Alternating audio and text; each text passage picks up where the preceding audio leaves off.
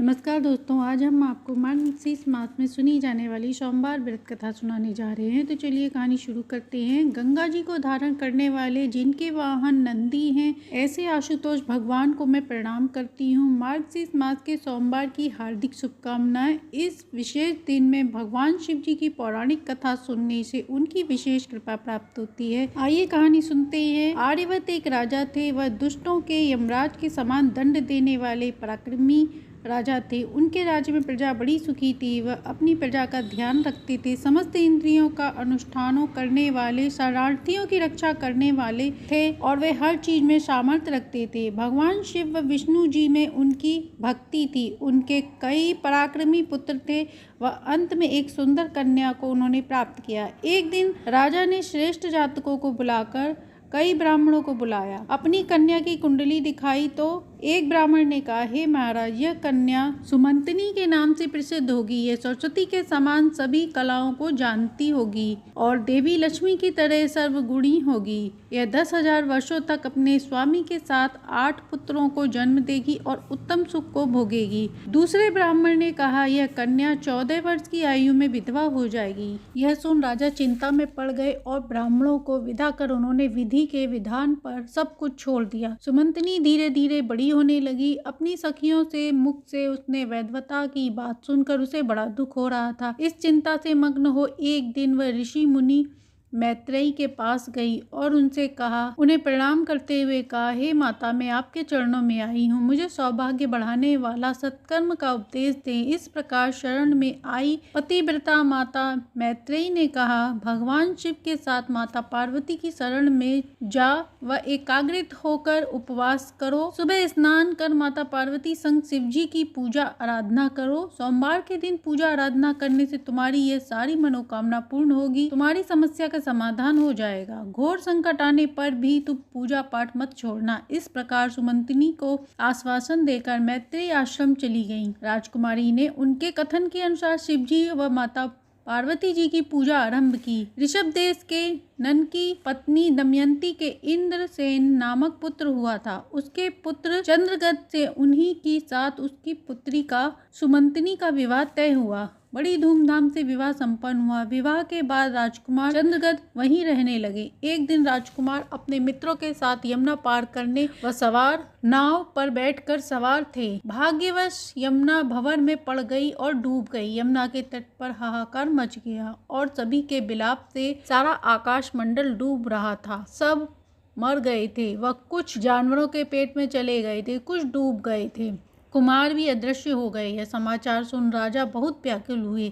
यमुना किनारे आकर मूर्छित होकर गिर गए। वह जब सुमंतनी ने यह समाचार सुना तो वह भी पृथ्वी पर मूर्छित होकर गिर गई। उधर राजकुमार के माता पिता भी बहुत दुखी हुए और वह अपनी सुध बुध खो बैठे। इसके बाद नगर वासियों के समझाने पर चित्रवर्मा वापस अपनी पुत्री के पास आए। उन्होंने आश्वासन दिया। उधर अपने दामाद के पार्थिव शरीर के साथ बंधुओं का हाथ लगाकर अंतिम संस्कार करवाया। पतिव्रता सुमंतनी ने पति की चिता में बैठकर साथ जाने का विचार किया, लेकिन पिता ने उसे रोक दिया और वह विधवा जीवन यापन करने लगी। मुनि पत्नियों ने उसे जिस प्रकार सोमवार व्रत करने को कहा था वह उसे पूर्ण करने लगी। इस प्रकार 14 वर्ष की आयु में इतना दुख पाकर भी वह भगवान शिव का चिंतन करने लगी। इस प्रकार उसे कई समय हो गया था। इधर पुत्र वियोग में हुए राजा को उनके भाइयों ने दबाकर सारा राज्य छीन लिया और उन्हें पत्नी सहित कारागार में डाल दिया। इंद्रसेन के पुत्र यमुना में डूब जाने पर नीचे गहराई में तैर रहे थे। अत्यंत नीचे जाने पर उन्होंने नागलोक में जलक्रीड़ा करते हुए नागिनों को देखा। राजकुमार को देख सभी आश्चर्यचकित थी। वह उन्हें पाताल लोक लेकर गईं। वहां चंद्रगत ने तक्षक नाग के सुंदर रमणीय नगरी में प्रवेश किया। इंद्र भवन के समान वह सुंदर नगर था। भगवान सूर्य के समान तेजस्वी तक्षक नाग को सभा में विराजमान देख बुद्धिमान चंद्रगत ने उन्हें प्रणाम किया। हाथ जोड़कर खड़े हो गए। यह देख उन्होंने उन नागिनों से पूछा, यह कौन है, कहाँ से आया है? वह बोली, इसे यमुना के जल में से यह यहाँ आ गया है। इसके कुल आदि का हमें ज्ञान नहीं है, इसलिए हम इसे यहाँ ले आए हैं। तब तक्षक ने पूछा, तुम कौन हो, कहाँ से आए हो, यहाँ कैसे आना हुआ? तब राजकुमार ने कहा, भूमंडल पर प्रसिद्ध एक देश है, वहाँ के राजा नल व उनके पुत्र इंद्रसेन हुए और उनके पुत्र मैं हुआ। मेरा नाम चंद्रगद है। मेरा अभी विवाह हुआ था। मैं वहीं रह रहा था। एक दिन यमुना जी के जल में नौका पार कर रहा था, वहीं डूब गया। ये नाग पत्नियां मुझे यहाँ ले आई हैं। मैंने आपके दर्शन पाकर मैं धन्य हो गया। मेरे माता पिता का जीवन भी धन्य होगा, क्योंकि आपने मुझ पर अपनी कृपा करी है। इस प्रकार मनमोहक वचन सुन तक्षक ने कहा, हे राजन, तुम भय मत करो, धैर्य रखो और बताओ, संपूर्ण देवताओं में किसकी पूजा करते हो? राजकुमार ने कहा, संपूर्ण देवताओं में उमापति महेश्वर भगवान शिव जी की पूजा करता हूँ, जो विधाता को भी विधाता, कारक के भी कारक, तेजों में तेज, पराक्रमी मेरे निकट हैं, जिनके तेज की कोई सीमा नहीं, मैं उनकी पूजा करता हूँ। यह सुन तक्षक जी प्रसन्न हो गए। उनके हृदय में भगवान शिव जी की भक्ति का नूतन भाव उदय हुआ। तब वह बोले, हे राजन, तुम्हारा कल्याण हो। तुम पर मैं बहुत प्रसन्न हूँ। तुम बालक होते हुए भी सर्वोपरि शिव जी को जानते हो। यह मनवांछित पूर्ण करने वाले कल्प वृक्ष हैं। वृद्धावस्था में यहाँ कोई पीड़ा नहीं होती। तुम अपनी इच्छा अनुसार यहाँ विहार करो। नागराज द्वारा ऐसा कहने पर राजकुमार ने हाथ जोड़कर कहा, हे नागराज, मैंने उत्तम समय पर विवाह कर लिया है। मेरी पत्नी उत्तम व्रत का पालन करने वाली है। मैं अपने माता पिता का इकलौता पुत्र हूँ। वे सभी मुझे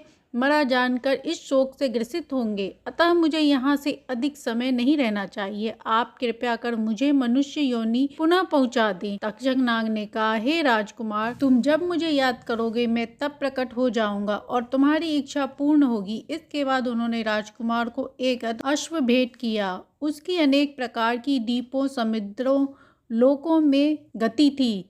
उसके बाद दिव्य आभूषण, अलंकार भेंट किए। इसके बाद उन्होंने प्रेम पूर्वक उसे विदा किया। चंद्रगद उस घोड़े पर सवार होकर निकल पड़े। थोड़ी ही देर में वह यमुना के जल से बाहर आकर उस दिव्य अश्व पर नदी तट पर पहुंच गए। उन्होंने अपनी पत्नी को वहीं पर शिव मंदिर पर पूजा करते देखा और उसके बाद दोनों साथ में आए। इसके बाद वह दोनों अपने नगर को वापस लौट गए। इस प्रकार सुमंतिनी ने अपने पति को वापस पा लिया। ये सब उसके सोमवार के व्रत के कारण ही हुआ था। उसने कितनी भी मुसीबत में व्रत करना नहीं छोड़ा था और उसके बाद खुशी खुशी अपना जीवन यापन करने लगे। इसके बाद उनके 8 पुत्रों का जन्म हुआ। तो ये थी सोमवार व्रत में सुनी जाने वाली कहानी। कहानी अच्छी लगी हो तो लाइक एंड सब्सक्राइब करें।